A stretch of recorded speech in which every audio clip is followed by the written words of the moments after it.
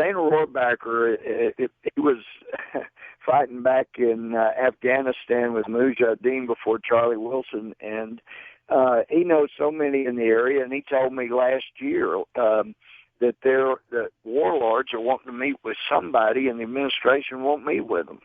And, Dana knows anything to help the country, I'm game for. So Steve King and a couple others, we went and met with them, with 5 of the 9 main warlords. I didn't realize, Lars, if you remember, within a few months of us sending in special ops and intelligence with lasers, we were dropping bombs from 30,000 feet, and those guys were on the ground embedded with the Northern Alliance, the natural enemies of the Taliban, and they whipped the Taliban. If you remember, they did it within a few months.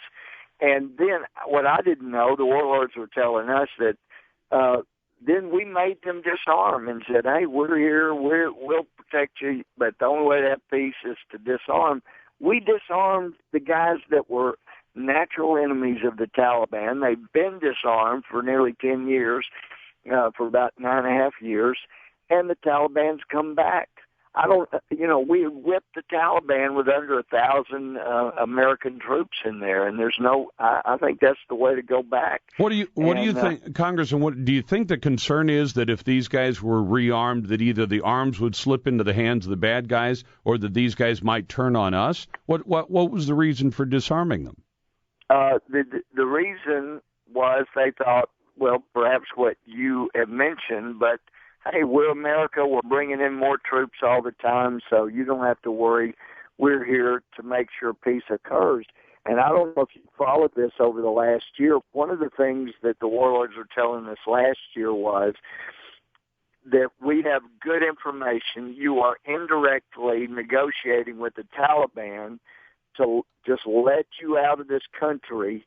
And you got to understand, that's why we want to meet with somebody from the U.S.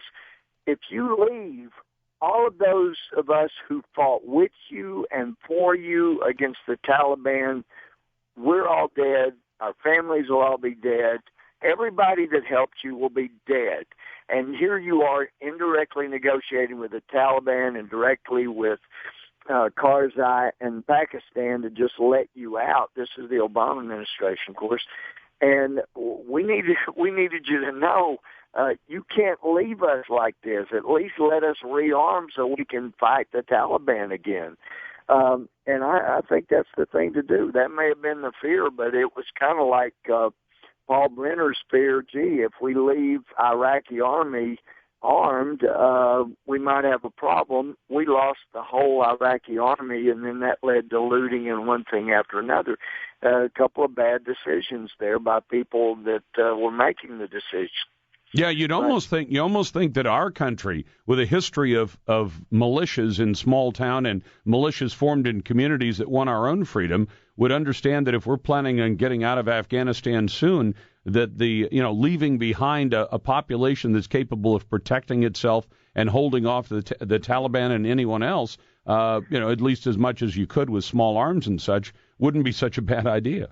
No, it wouldn't be a bad idea at all. And one of the things they've asked, and we've had some meetings again, Dana and I have, and one of the things they're proposing, since it's reported widely that Karzai's brother and many in his administration are so corrupt, they say, we were never meant to have a federal, a national central powerhouse.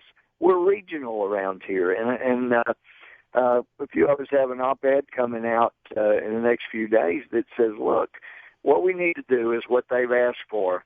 Allow them to elect regional governors, allow them to elect local mayors and chiefs of police, and have a federal system where, the local government is the powerhouse. And then we'll let them arm, and they can whip the Taliban. They can keep them at bay. But as long as we've got 100,000 troops in there, we're occupiers, and so arms flow in from all over to support the Taliban. So anyway, I think that's one of the things we could be doing to save money.